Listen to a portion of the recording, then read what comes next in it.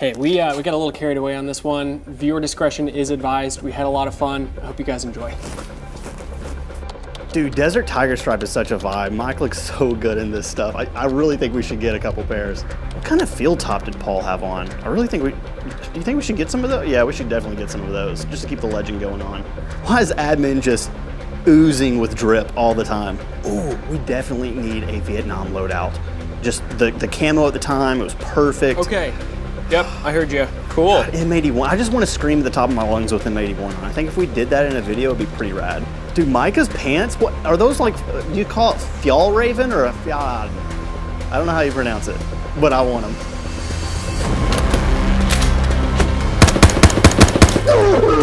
Oh my God! Oh my God! Do you ever shut up? Oh my God, I am sick and tired of making educational content.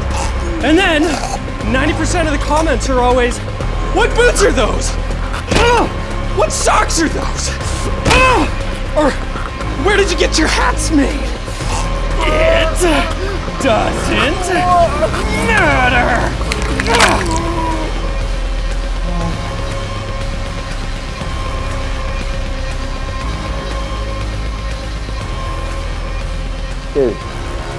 Dude. I said real tree cries. This guy custom makes them. We totally got to get some, but I think it's like a 2-month wait. Yeah, dang, that's crazy. It's a little frustrating whenever you make super educational content, like take the homesteading video, for example, where you're teaching people how to raise goats and chickens in their backyard. And 90% of the comments are, what kind of hoodie were you wearing? Or you make a water purification video and 80% of the comments are, what kind of pants was Zach wearing? But the truth of the matter is, I get it, because we're just like you. We're kind of nerds about clothes. We want to know what people are wearing, what looks good, what works in different kinds of environments. So today we're going to be going through our entire wardrobe to show you guys what we think will be beneficial for every American to own and how much it costs and what's actually worth investing your time in. Because at the end of the day, your apparel choice does matter. From first impressions to changes in weather, what you're wearing does play a really big role in your ability to move, survive, and make a good first impression. Now, we also have to say, we are not mountaineers. We've never been to combat, and that's not the kind of clothing that we're gonna be explaining today. But we have a lot of experience in things that don't work and a little bit of experience in things that do. So we're gonna be hitting the wave tops of the things that we really do enjoy on a daily basis. And let me give you the premise of the video, something that you probably already know. Save where you can, spend where you have to, and try to turn that into a good investment. So why does this really matter? Well, there are countless examples throughout history of people not surviving or being able to carry on with their mission because of weather, because of not being well dressed, not having supply chains. Take a look at Russia. Their biggest defense is the fact that it is so cold. Countless enemies have been stopped just trying to get into Moscow because of the snow and the cold. Yeah, and even just on a more like realistic note, if you don't think that, you know, a full-scale war into Russia applies to you, there are news reports every single year of people getting stranded on the highway in the middle of an ice storm or a snowstorm, and they freeze to death in their vehicle. So it's always a good time to have all of your clothes for every season squared away, which is exactly what we're going to do today. We're going to go from toe to head, from bottom to top, and talk about what we think every person should have and what we try to prioritize ourselves. All right, footwear, it's come a long way. I'm sure all of you remember those stories in the Revolutionary War when General Washington's troops started to have their feet falling off because they were getting frostbite. You should probably invest in a good pair of boots. So Drew, when it comes to doing stuff in the cold, tactical-esque, what are you doing as far as footwear? First, let me say this. If you have 6 rifles and you don't have a backup pair of boots, you might be doing it wrong. Of course, I am a dad, and once I became a dad, I started to do dad things like, oh, I like that pair of shoes. I'm gonna buy 3 pairs of those, so I just changed them out. I kind of do the same thing for boots. So this is a pair of Salomon's that I wear primarily for hiking and stuff like that. Waterproof, water resistant. They're not insulated. They're just a good old-fashioned pair of boots, but I am about to wear this pair out, so I already have a backup pair on order. I will say one thing that's super helpful is to have some shoe glue just for minor repairs. This will not fix your boots, but it will temporarily put a Band-Aid on the problem until you can get a replacement pair. I've used this a lot on Salomon's because I will say Salomon's do wear out pretty quick. but I just love the way that they feel, the way that they perform. That's my go-to for hiking boots. What about you? Cool. Mine are Kentreks. These are a very high quality boot. Yep. They do also, just like a lot of companies, when you invest in boots, as in like over $300, they typically will replace the sole for you if you do start to wear it out. And this is already starting to get a little bit tired as far as the tread goes. Probably have another year or two on these before I need to get those swapped out. And the shoe glue is a really good call. Also staying up on, if you want your boots to be waterproofed, making sure that these are actually waterproof. That way you're getting the performance out of the kind of shoe or boot that it is that you're investing in. Yep. Now, when it comes to winter, I do something that a lot of people don't always recommend, and that is I do have a pair of insulated boots. This came from growing up hunting, and my feet were always cold, and I was so dumb at the time, I just added extra socks, which made the problem worse.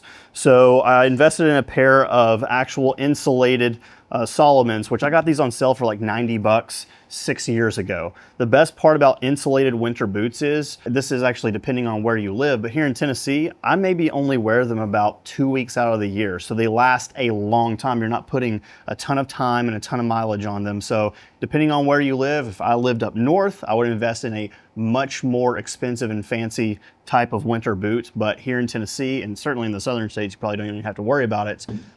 That's what I go with. My daily drivers are Salomon X Forces Ultra, combo name. That's such a try-hard name, but I just like the way they feel. These usually wear out in about 2 years. So I've gone through so many pairs of Solomons. This is not a Salomon ad. In fact, I'm telling you that they're not the highest quality shoe, but they are cheaper than super expensive ones. Yep. And so I can just replace them for cheaper, which is not always the best method, but it is a method. Right. Well, in regards to trail running shoes, Salomon shoes have been really popular for a long time, as are shoes with a wider open toe box. So you have more space for your toes to actually splay out. These Ultras are really comfortable, but I've only had these for about 1.5 years, and they're already getting to the point where they fall apart. They just don't last as long. And trail running shoes as a whole, I'm not the biggest fan of, because they just don't last unless you're buying a brand new pair every single year. That includes Salomons too. I have recently just gone back to Vans. They're comfortable. I know that they may not be the healthiest for an open toe box or any of that stuff, but they don't scream tactical, and they're really comfortable. I can wear them with a lot of different pants, and they don't look like, why is that guy wearing trail running shoes with those kind of pants? They just fit with a lot of different kind of clothes.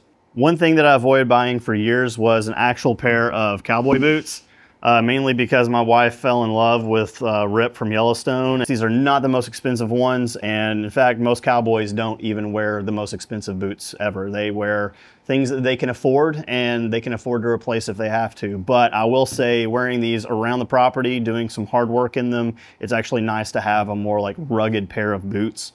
And it actually comes in handy whenever I'm riding bikes and e-bikes, because it kind of protects the inside of your legs. That's cool. Yep. Well, in regards to work boots, they're not cheap, but they're not expensive like a pair of boots like this or cowboy boots.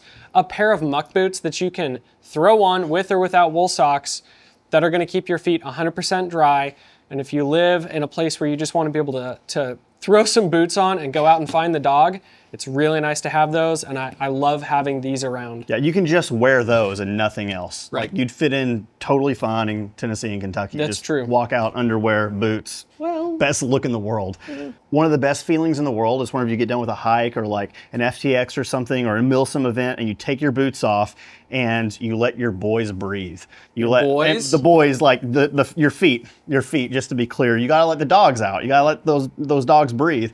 And I love Chacos for that reason, because they actually have a very durable sole. And I have hiked hundreds of miles in these things in very tough terrain, and thankfully I never split a toe open or anything. I've hiked Angel's Landing with this thing, and I just love Chacos. They also come with a lifetime warranty, so if any of these straps fray or break, they replace them, no questions asked, which I absolutely love. So I kind of like went the middle route for a lot of these shoes in terms of expense, and went the very expensive route for sandals, especially when you consider like flip-flops can be like $1 a piece at Old Navy, but these I absolutely love. Yep. And then there's a big debate, I know, for people who are really into flip-flops between Reef and Rainbow. I'm a Rainbow guy. I don't like sandals. Yeah, so Josh... For context, it's not Rainbow. It's literally the brand. It says it on These are my flip-flops. What do you want? Can we be done with shoes? Yes. Now, if you're looking to get into fur coats, don't use cats. That's all I'll say. Isn't that right, Tom? Yeah, he agrees. Just grow a beard. Plus, it's free. In all seriousness, the content like this is actually very time-consuming and difficult and expensive to make, and so we have a handful of sponsors that make this free for you guys. The first of which is 100 Concepts.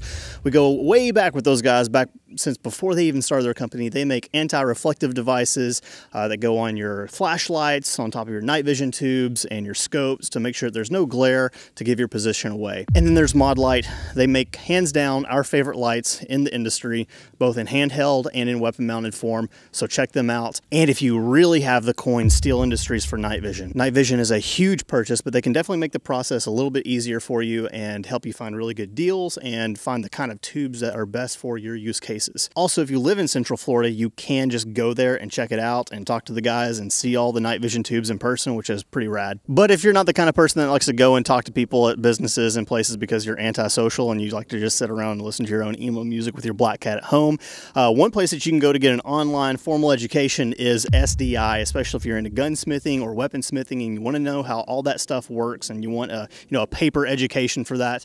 SDI is a great place to go for that. Socks are as big of a deal as the boots because they're holding in or pushing away the moisture and the temperature that your boots are trying to help with as well. You probably already know where we're going with this, but wool is an incredibly awesome material. It doesn't grow bacteria. It's, what's that term, non-microbial? There you go, thank you. And it does really, really well in high temperatures too, because it does a good job of wicking the moisture away from your body.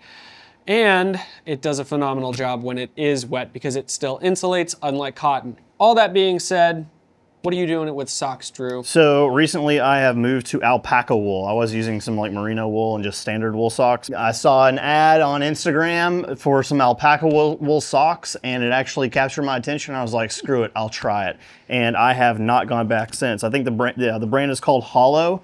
Not paid to say this. I bought all this stuff just like everybody else, but they're great for boots and they're also great for just like normal tennis shoes, and they come in different thicknesses that you can try, and I got one of everything. And I'll say this, in the summer months, my feet feel like they are air conditioned. They just feel cool all the time. It's great. And then in the winter, of course, alpaca wool is great for holding in that heat. So, but I also have Darn Tough socks, which is Josh's favorite. Yep. Yeah, they are expensive. I think if you're buying them at full price, they're like $20 for a pair of socks, which is crazy. But what I've done for the past like 4 or 5 years is whenever someone's like, what can I get you for Christmas? And I know they don't want to be spending $50 on me, I'll just be like, here's a link for $20 worth of socks. And it's a pair of socks. But now I have about 2 weeks worth of wool socks, and that's all I wear anymore. Get them in different thicknesses like Drew was explaining. I love them. Also, if you are buying quality socks, like Darn Tough, I don't know what some other brands are doing, but they will replace them if you get a hole in them early. Which is great because mine already has a hole in it in less than a year. My Darn Tough socks that I've been wearing for a couple of years now have no holes. They still feel incredibly comfortable. The reason why Josh's socks have lasted longer is because he doesn't do as much hard manual grunt work labor as some of the rest of us. So Darn Tough, they're great socks. I don't mean to knock them, but I love my Hollows. Socks are absolutely one of those categories of clothing that you should spend more money on to get a higher quality product that's going to last you longer and just feel better and perform better. So I have no experience with inexpensive gaiters, which really just means I'm not sure how well cheaper gaiters would do. But I can tell you that good quality gaiters like these $100 Rocky Mountain from Outdoor Research gaiters, all the way up to Kentrex that add some insulation as well. They're a little bit thicker. They do a phenomenal job at keeping moisture and debris out of your boots, as well as adding some extra layers to your feet and to your legs. So they do a great job at keeping your feet dry and keeping all the stuff from getting inside. Yeah, anybody who does stuff outside, like especially in the rainy season or the winter, you should have a pair of gaiters. And I don't know what inexpensive gaiters are like either, because I consider these inexpensive. These are all, what, $100 gaiters? Yeah. You can find these on sale all the time. These are Outdoor Research ones as well. I got these for 90 bucks. So get a pair of gaiters. We cannot stress that enough. Yep. Arguably say is worth spending a lot of money on for a few or one pair of pants, and then save money and go cheaper on other pairs of pants. So a really good example are these 511. This is probably the only thing that I actually wear and like from 511. These 511 jeans, they have a little bit of elastic in them. They are incredibly comfortable to carry a gun in. They do break down relatively quickly though. So I'm talking like 9 months of consistent wear, and I start getting holes in the pockets, the knees start to rip if you're down on the ground chasing your kiddos or you're actually putting a lot of use on them, because it's not really a quality material. So here's a pair of pants that I bought, exact same pair, and I just know that they're only going to last me about 1 year of wear before I have to actually throw them away. Now, denim was not ever really supposed to be like that. Now I'm going off on a tangent, bear with me. When denim actually started to become a thing that was worn, especially here in America, it was the working man's apparel. The guy who is cutting down lumber. It's the guy who's a motorcycle mechanic. It's the people who are working on railroads. It was supposed to be, and it seems like it's no longer anymore, a heavy-duty, hard-use pair of pants. And when it was dyed, you didn't have all these laser cutting and patches and we're gonna put in holes in interesting spots. No, none of that childish stuff. That is the worst form, in my opinion, of instant gratification. And now you are buying a shredded piece of apparel. Look at how far we've fallen. You could go buy a pair of Naked and Famous 22-ounce selvage denim that practically stand up on their own if you were to just set them on the ground like this. And over time, you start to break them in and they start to become a form of you. Whether you carry a gun or not, if you are working on machinery, as you start to move, the denim starts to wear and it starts to actually look like you. It is a representation of who you are and what it is that you do. On top of the fact that these will probably last me 5 years of good solid wear. They're cries in denim form. I will also say, personal opinion, they look really sharp. They look like a high quality pair of pants without going into slacks, without going into any of that other stuff. And that's where first impressions, number one, I'm investing my money. Yes, they're a little bit expensive, but I'm going to have these for many, many years, not these 9 months piece of trash pants that are very comfortable, I will say, but these are going to last for a long time. I would be really happy to meet someone for the first time and be wearing a high quality pair of pants, whether they know what they are or not. I just feel better wearing them and they're gonna last forever. Also, Josh is a connoisseur of denim. He's the equivalent of the guys sitting around the room like sniffing their wine glasses and talking about, you know, whether it's bold or fruity. Yeah. But he does know his stuff. And what's it called whenever you actually wear it in? Patina? Yeah, that's a term for, like, you know, if your brass knife starts to get a patina. It's wearing in and breaking into you. That's my spiel on denim. I come from, oh, if you guys didn't know, I'm from Portland, Oregon, and there's a big denim culture out there. And that still rings very true for me. I really do appreciate a quality pair of denim that's been worn by someone who knows what they're doing. Also, if you're buying quality denim, stop washing your denim. Actually washing the material, because it has a synthetic material in it, is what causes it to start to smell. That's why we have been washing our clothes so often, because it's got all this plasticky crap in here and it starts to grow mold and it just starts to smell. So we wash it, but washing it with all the detergents and the tumbling and everything causes it to break down at a significantly faster rate. As opposed to just spot cleaning your denim, it's gonna last way longer. So you buy crap, it smells like crap, you wash it and it breaks down faster, or you buy quality, you only wash it when you have to. This pair of denim has been washed twice, and I've had these for years. And then if you do want to wear a good pair of pants and not have the tactical multicam look on you, I do really, really love these Agonic pants. There's my list of pants that you typically will see me in on a daily basis. How about you, Drew? One of the things that's important to remember when you are buying jeans is to size them based on whether or not you're going to be concealed carrying. Now, if you get like something like American Eagle stretch, like flex jeans, which I did for years, and I would burn through a pair every single year, you know, those you can buy your normal size and it'll flex to you. But as you get into nicer denim and as you move away from those like spandex poly blend jeans, which feel awful when you're like out in the heat doing stuff, they're the worst. I hate them. When you're buying normal jeans like these Prisms, which is my favorite company in terms of jeans, they're kind of like a nice blend between affordable and very expensive. Like these are like $100-ish pair of jeans. And this is one of the originals that they made back whenever they were called Oxcart. And I've had these jeans for a very, very long time, and they've been awesome. And I've worn them for many years, and yet they've still held up. The jeans I'm wearing right now are Prisms, and I have 3 pairs of jeans, this and 2 others, and that's it. And that's all I wear, and they're great. They last probably 3 to 4 years under hard use before you have to start replacing them. Again, going back to what Josh said, jeans is one of those, or pants in general is one of those, spend more money, get something quality instead of just having to constantly be replacing stuff.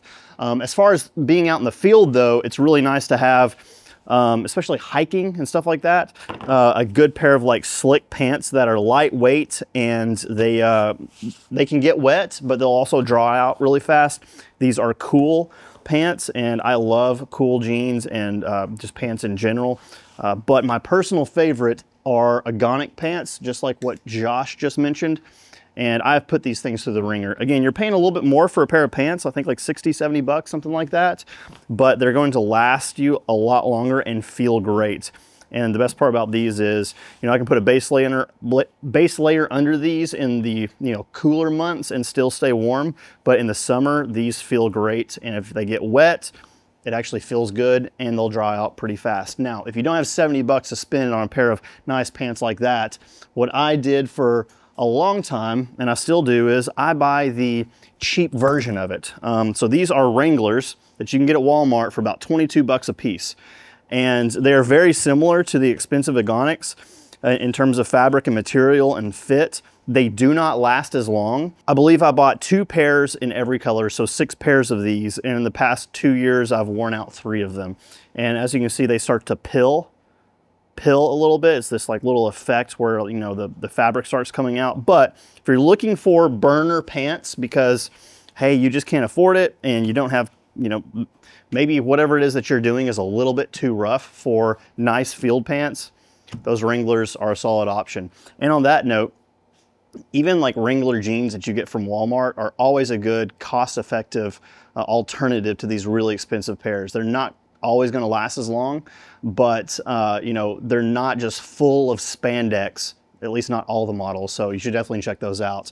One other thing that I'm going to throw in here, and this is not for comfort so much, but I managed to snag a pair of Beyond insulated pants. I think these are the level 7s, and these are great for pulling on over whatever you're wearing in the winter. And if you're moving around a lot and doing activities, you are going to get very, very hot and very sweaty, which is great because you can just unzip them and let them air out. But I'll wear these around the house. I have something else on underneath them too. But like if it's cold in the house because my wife keeps a freezer in there, these are great. These are just, I'm so glad I snagged these. You can find stuff like this on eBay. You can get cheap ones that the US military has issued that are kind of like hand-me-downs from Uncle Sam that do the same thing. The other thing I like about the Prisms are they have this extra pocket here, which is great for like pocket knives and stuff like that. The pockets are actually deep, which is pretty handy and convenient. Also, I believe they were the first jean company to ever start to factor in mag pouches. Now, I don't run mags in here very often, but we've done a lot of low-vis content, and having something like that to shove extra tools, tourniquets, it's usually where I keep my tourniquet from Snake Staff because it's super thin, goes in there nicely, but it fits a cat also. But jeans like this really start to like bump up your capabilities as just a person being prepared for anything. No, absolutely not. Tommy John. So if you actually are interested in like base layers and insulating for cold weather, wet weather, Spiritist did a phenomenal video on that kind of apparel. And then honestly, you should dive into like mountaineering and backpacking kind of theories on why they wear what they wear, synthetic wool, different weights and all that stuff. Still, because of the humidity, it gets really cold in Tennessee. And for those month and a half, maybe 2 weeks, depending on the year, it is really, really important to have a good base layer if you're going to be out and about doing night vision stuff, or if you could be getting wet because it's snowing. So with that being said, for my legs, I really enjoy these Beyond base layers. They have a waffle net design on the inside, which actually starts to give you pockets of air And so it's not just like sucked to your legs, it's actually got space for that air to be trapped and stay warm.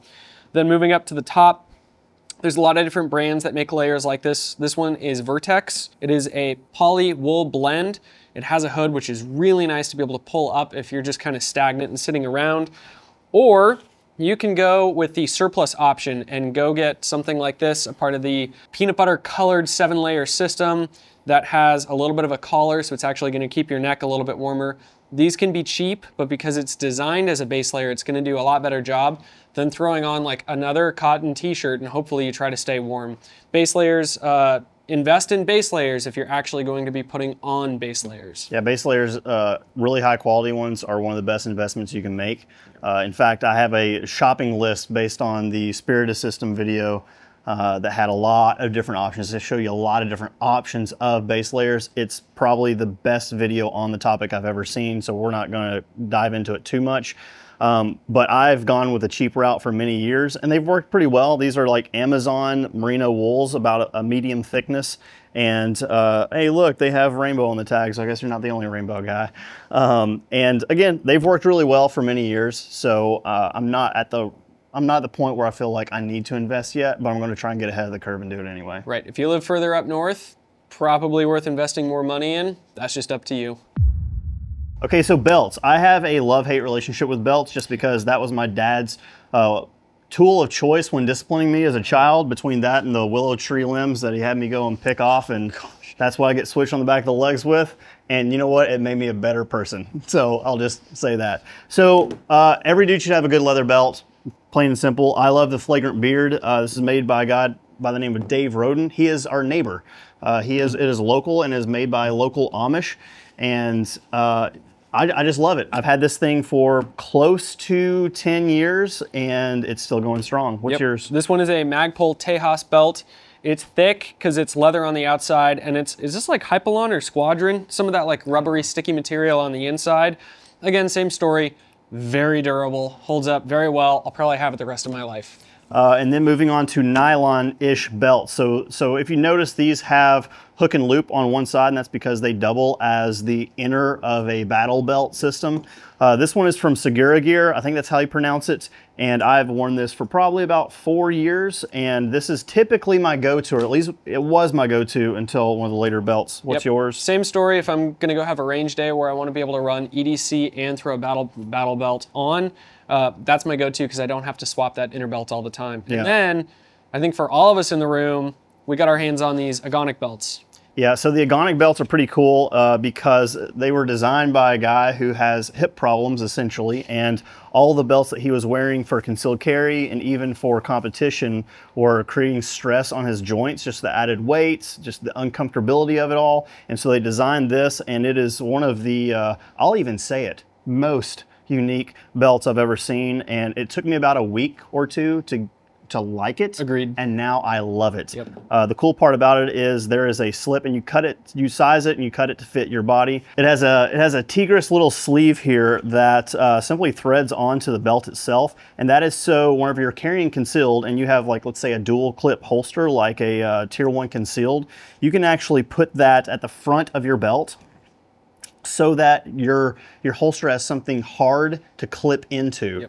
And it keeps it all nice and clean and professional looking, and the belt buckles are pretty rad as well. You also could fold that around and slip it to the 4 o'clock position. It could be moved, but if you're like me and you've carried with a belt like this, you've been sitting down for long enough and you're like, my legs are starting to fall asleep. That's what that design is. You still have a rigid component with the Tigris, but it's not cutting off the blood supply to the rest of your body. So honestly, I will say I don't have a belt that I wear every single day. Primarily, it's a combination of these two, the Segura Gear, however you say it, and the Agonic belt. And then sometimes I will beef up to something like a big leather belt. But at the end of the day, I'm really glad that I still have options because different pants, different activities, I like to have those options. It's worth investing in a quality belt. I'll just put it that simply. Don't buy the cheap ones. That stuff will wear out super fast and they tend to be less comfortable. Get a good belt. So the other thing with the Agonic belt is that you have this little G hook and you can set the tension that you actually want. All of this closes in. I'm gonna set that at the farther setting because I know that's where my gun fits. The other cool thing is now I have 2 layers. So one is elastic and the other is Tigris. And if I want, I can put these clips on the inside on just the Tigris. And that way there's just a little bit less showing if I'm grabbing a box of cereal off the top shelf in the grocery store, and there's just not so much of the clips actually being exposed. Same story if you want to throw this over at 4 o'clock. That's why it's probably one of my favorite concealed carry belts. All right, t-shirts specifically, we love 100% cotton for a variety of reasons, but we also like 70-30 cotton poly blends on certain shirts, which is what this one is, which really is great for like form-fitting shirts if that's what you're into. But generally speaking, most of our shirts here at DC, we print on 100% cotton. Why do you like cotton so much? Because I know you're a big cotton guy. Well, typically when it comes to denim, I like cotton, but cotton t-shirts are really breathable, they're lightweight, and they're very soft and comfortable. That's why cotton became super popular. There are definitely days and times when wearing cotton at all is a horrible choice, but most of the time, cotton is a very comfortable and common material. Also, it's worth noting that real quality cotton is not gonna smell or grow bacteria as much as something like a workout shirt. Like, nothing against Under Armour, but if you're wearing that material, even if you're not sweating, you'll start to notice it smells a lot faster than just a cotton t-shirt. Now, one of my favorite shirts and brands is Cuts. Nick's wearing one right now, holding the camera. I love these shirts. They are a little bit more expensive, but after wearing them for probably about 1.5 years, they do not start to wear through where my rear sight or my RMR is bumping up against things throughout my life. This one is a cotton poly spandex blend, and they look really, really sharp. Personal preference, but they're super soft. If Cuts is watching, I will shill for you. All right, so tops in general, I've brought out quite a few different types of button downs and different types of like specialty shirts and jackets because, again, kind of the whole reason we're doing this video is you guys have asked us these questions literally hundreds, potentially thousands of times. So most of these you have seen in one of our videos at some point. So we're answering all those questions. So what was that in that video? This is what we're wearing. So one of the things I do recommend is having some sort of specialty tops. So this Outdoor Research and this Cool top, I bought these brand new, and this Outdoor Research one is great to use as a base layer, or even if it's super cold outside, you can wear this on top of a base layer. And I believe Josh has one that's the same, and it's got that waffle material in the middle, and it's extremely warm. I've worn this out in sub-zero temperature, and it's been great. Like base layer, this, and that's it. And if there's no wind, I'm fine. This Cool option, though, is really good for keeping you cool in the summer. So take, for example, I went to the beach a couple of weeks back. I was out on the beach for 2 weeks straight, and I got a sunburn the second week. And you know, when you have kids and you're out at the beach, they're wanting to be out at the beach all the time. But I was already looking like a lobster, so I threw this on and got in the ocean, and it kept me cool all day, and it was excellent. Even when it was just like hot outside and you're sweating, this is just fantastic. I can't recommend this one enough.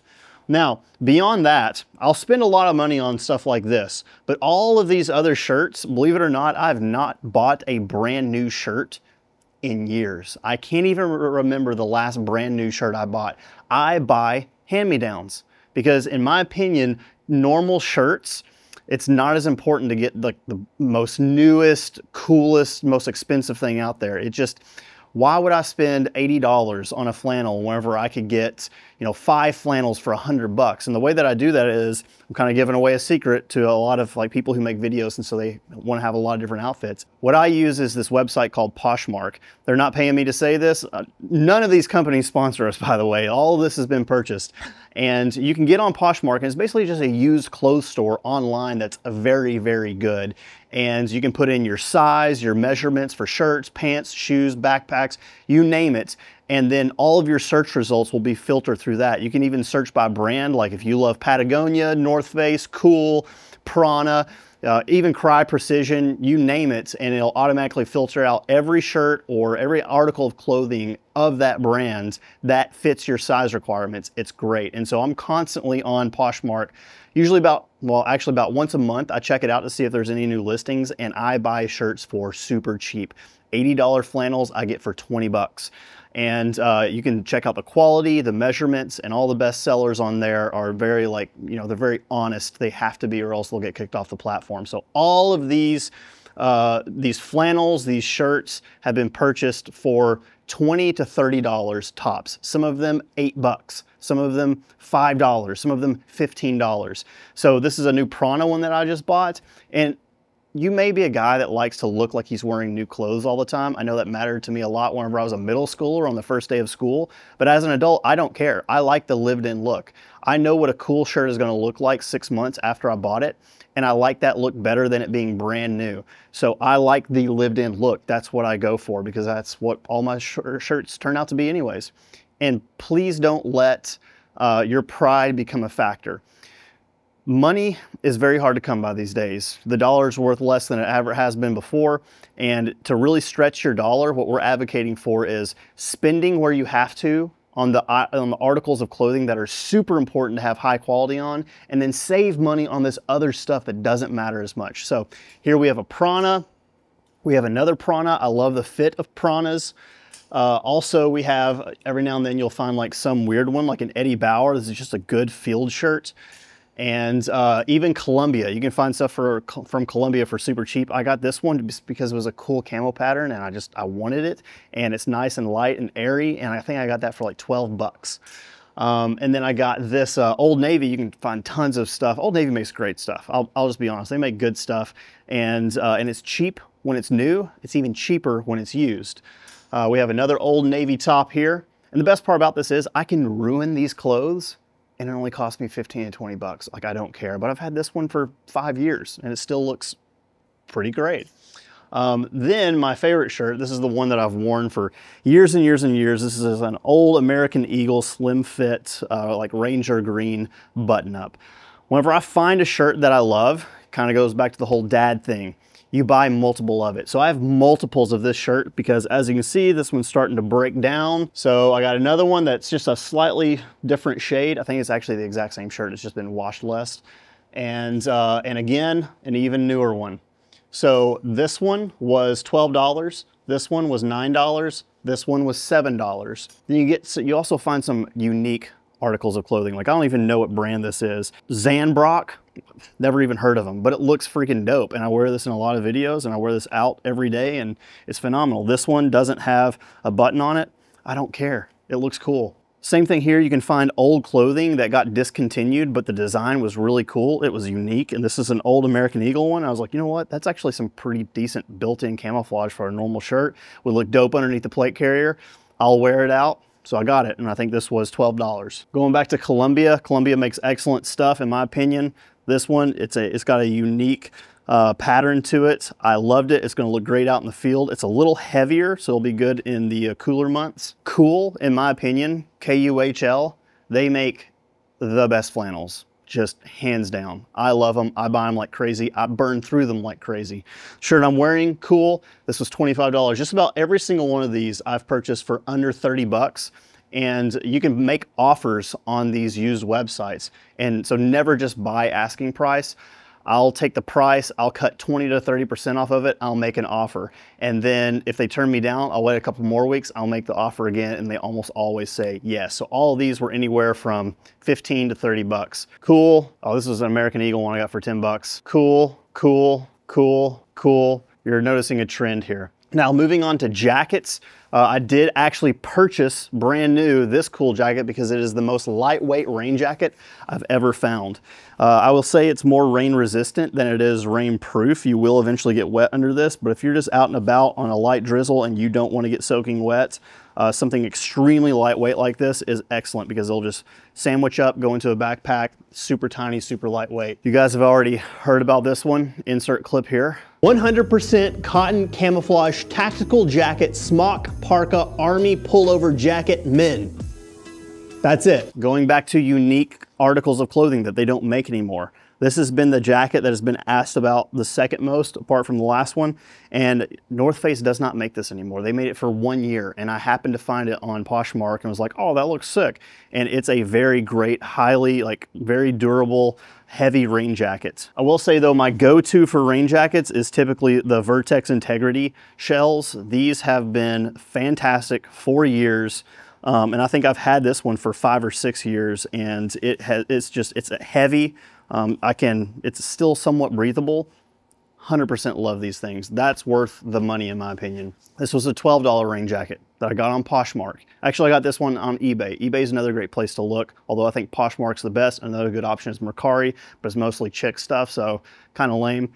Columbia, looks cool. Can wear it out in the field. Will blend in with my surroundings, especially in the early to late fall. Okay, moving on to coats and heavier jackets. This one from Cool is a Cool Spy Fire hoodie. I've probably been asked about this more over my tenure in the firearms industry than any other jacket, and that's because I've had it on for as long as I've been doing Instagram, Facebook, YouTube, any of that stuff. This is, I believe, over 10 years old at this point, and it still does a great job of insulating me whenever it's slightly cool to starting to get a little bit warmer, all the way through those super cold months and seasons.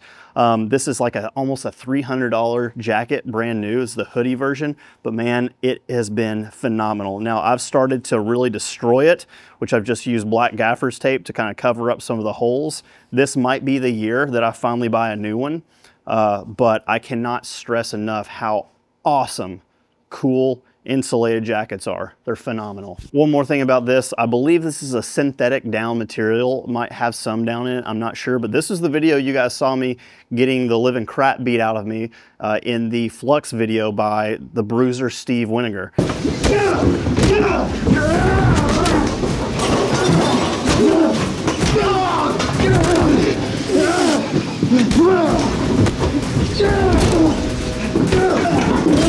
And as you can see in the video, there's feathers flying all around as I'm getting beat on and thrown up against walls. And yet it has still held up really well. In fact, I got a cut on it during that video shoot that stripped the back out. Just put some tape on it.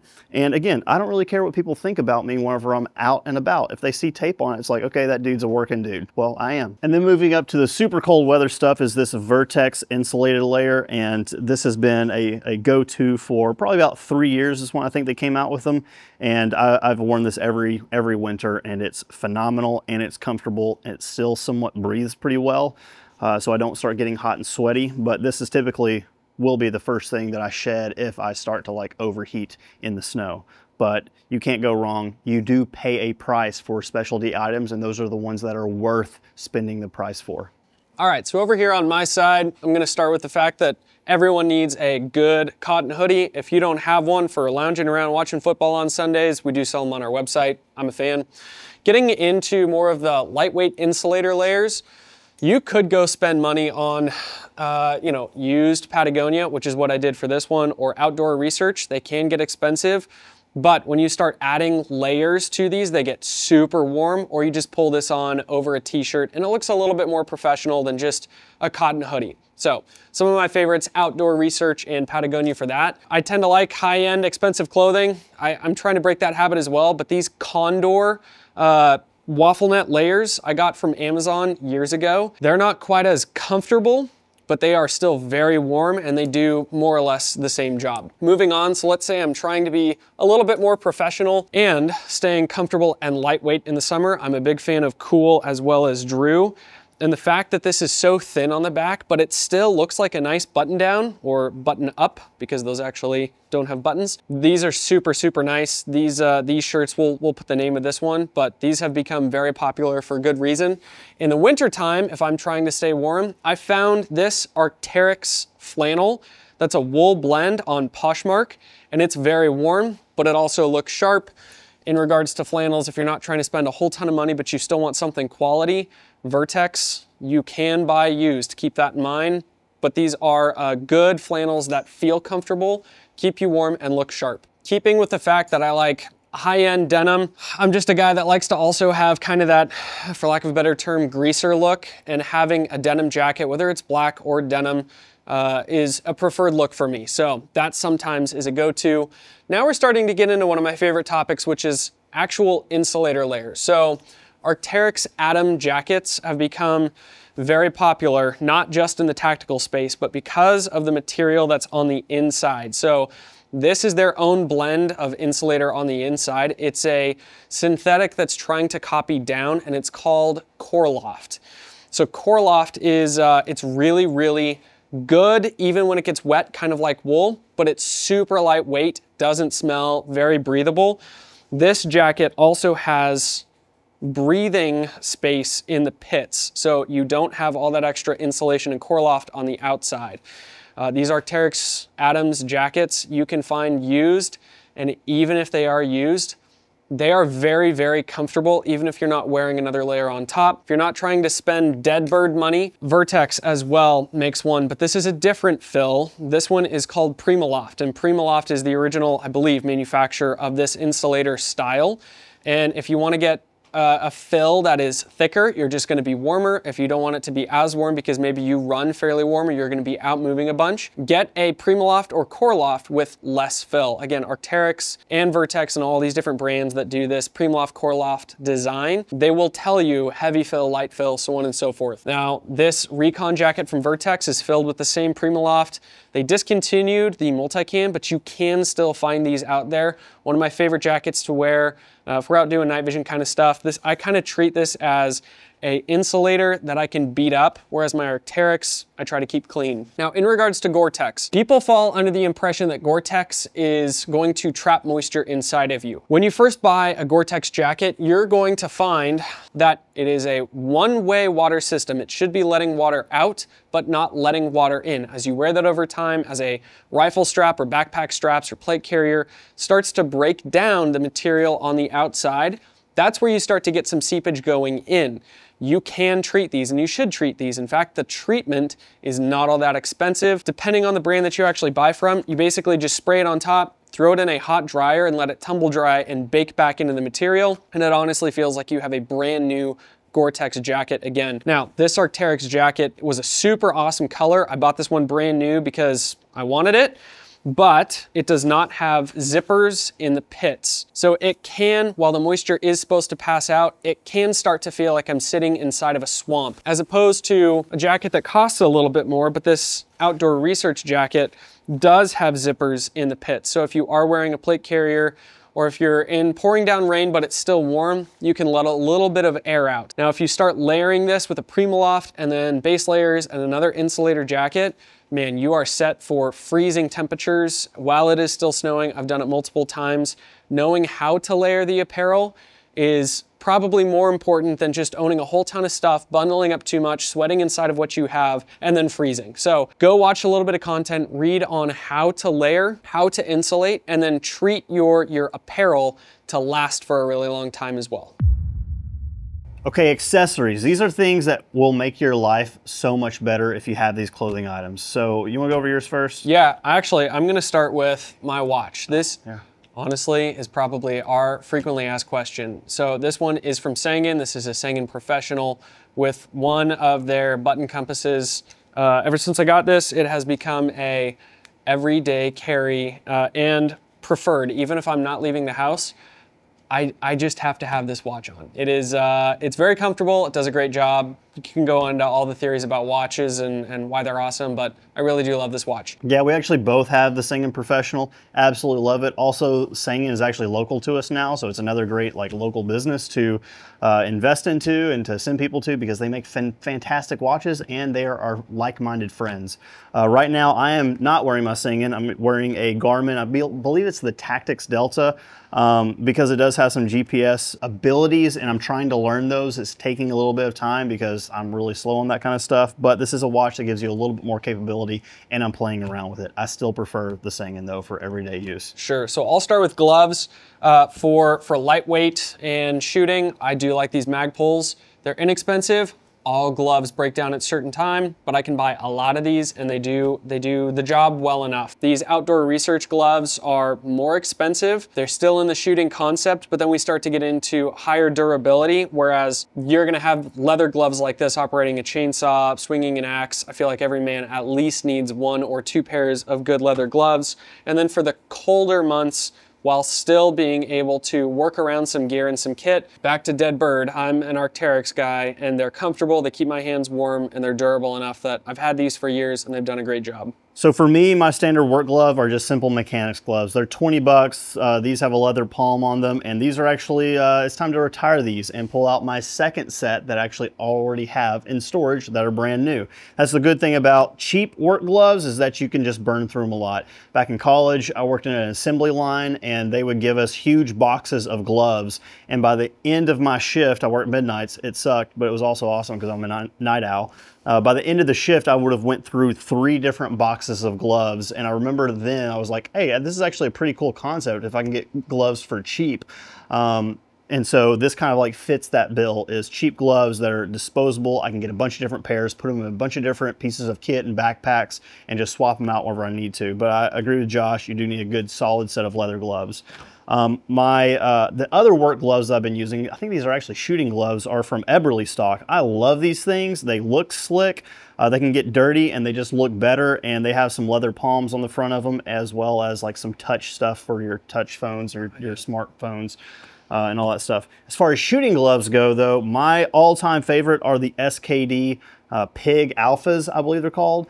And I have burned through quite a few pairs of these, but I love them so much. They're great. I do have a couple pair that are over 10 years old, and they're still kicking. But as we move into the colder gloves, these Outdoor Research is a good like mid coldness. It's pretty chilly outside. It's down to about 30 or so. These keep my hands pretty warm. But again, with gloves, they wear out. Over time, things that were supposed to be water resistant or water repellent, they break down. And I remember whenever I first had these, I was out on this Arctic winter shoot in the middle of nowhere, and these kept my hands dry. I actually wore these as the outer layer to base layer gloves, and now they just bleed through. Now my hands get wet, so I need to replace these. Liners are a good call, and these are some Outdoor Research liners.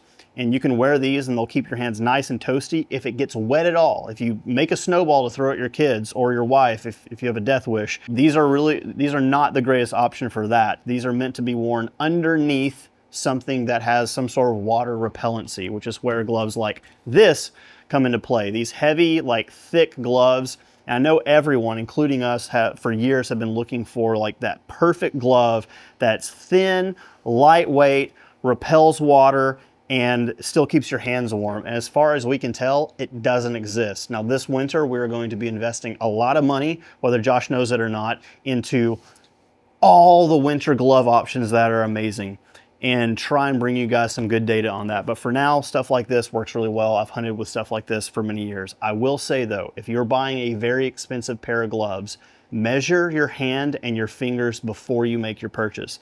This set, for example, is way too small for me. I make it work, but I just thought, oh, my hands are, I got Trump hands, they're a little small. I'll order the smalls. Huge mistake. I spent well over $100 on a super nice fancy pair of gloves, and they don't fit perfect. Not a fan of that. So size up a little bit, err on the large side, and you'll be pretty much good to go. For keeping my neck warm, I like to have something like a scarf or a shemagh, whatever you want to call it, that you can drape over your head, around your neck, just a piece of fabric to take the wind off. I don't have any neck gaiters, but Drew, you do. Yeah, if you don't want to wear a shemagh because you're not LARPing as early GWAT, then I love neck gaiters. You can buy the more expensive ones, even though they're not that expensive. This is Outdoor Research, and you notice it has maintained its form and its shape, and there's no holes in it whatsoever. Whereas this super cheap one from Amazon, which was not that much cheaper than the Outdoor Research one, it has stretched out over time. These were originally the same size, and there's holes all throughout this. In one season, this is worthless. So when it comes to this cold weather stuff, spend the money wisely, invest in something that's actually good. But you have some other options here. I do. So if you're trying to keep your face hidden, a thin balaclava, these I'm not trying to spend a whole ton of money on. Buy it off Amazon. If you're trying to keep your head and your face warm, this is a waffle net. I think I got this from Venture Surplus, but it is a surplus piece of equipment. It has been stretched out a little bit, but it does a good job of keeping my nose and my forehead warm, as well as a beanie that can go along with it if I need to double up. We also started selling our own beanies last winter because we actually do like wearing them from time to time. But if you want to be able to throw a helmet on over some of that stuff, I've talked about these a lot before. These wool Arc'teryx beanies are very thin. They do a phenomenal job of keeping my head and my ears warm. I think they're around $40. especially for wool and dead bird equipment. These are a must for me, and in those colder months, I honestly, I throw them in all of my kit as best as possible because it's really nice to keep your whole body nice and toasty. Just to wrap all this up, please remember, spend money on the important quality items. Spend money where you have to. Save money where you can. Yep, and then be selective as to what's gonna matter the most to you. If you live up north, good boots is probably gonna matter a lot more than something like summertime apparel. If you're living somewhere where there's a ton of bugs and basically it feels like you're living in Vietnam because of the humidity and it's sticky all the time, you're gonna have to invest in a different location as far as a whole wardrobe than someone else living in Alaska. So be selective as to what's gonna matter the most to you. We just gave you a quick look at some of the things that we've been wearing for years that we have found that work for us, but we don't work the same jobs as you. We have a different budget than you, higher or lower, it doesn't matter. You're gonna have to get a little bit specific around what it is that's going to work for you. Remember, sorry to cut you off. No, go ahead. Remember, don't let pride get in the way. Like, this is not the first day back at school and you're in 5th grade. Buy what you can afford and what works for you. It doesn't matter what the brand or the tag is on it. In fact, one final tip we'll give you guys is go and find the coolest jacket that you can possibly find, the most expensive one, and look to see what it's made out of. And I guarantee you can find cheaper options at any sort of like Walmart or something like that that fits the bill. And we're probably going to be jumping into like super budget cold weather gear and all that stuff, but don't let the brand affect your decision making whenever it comes to clothing that can actually save your life. If we didn't drill down deep enough into any one of these topics, we highly suggest the Spirit of Systems YouTube channel. Adam, Nate, Kevin, those guys do a phenomenal job getting into the weeds of some of these types of clothing, and we're just going to link you straight to those in the description. Additionally, guys, if you're looking to ask some questions, we will do the best that we can to get back to you, but the fastest and guaranteed way to get in contact with us is through Patreon. Patreon also supports this content with $5 a month, on top of the fact that they get access to content like this before anyone else on YouTube. So a huge thank you to them. If you guys want to support us, you can check it out there. Dude. Bro. Hey, did you spray paint that yourself? What kind of Krylon did you use?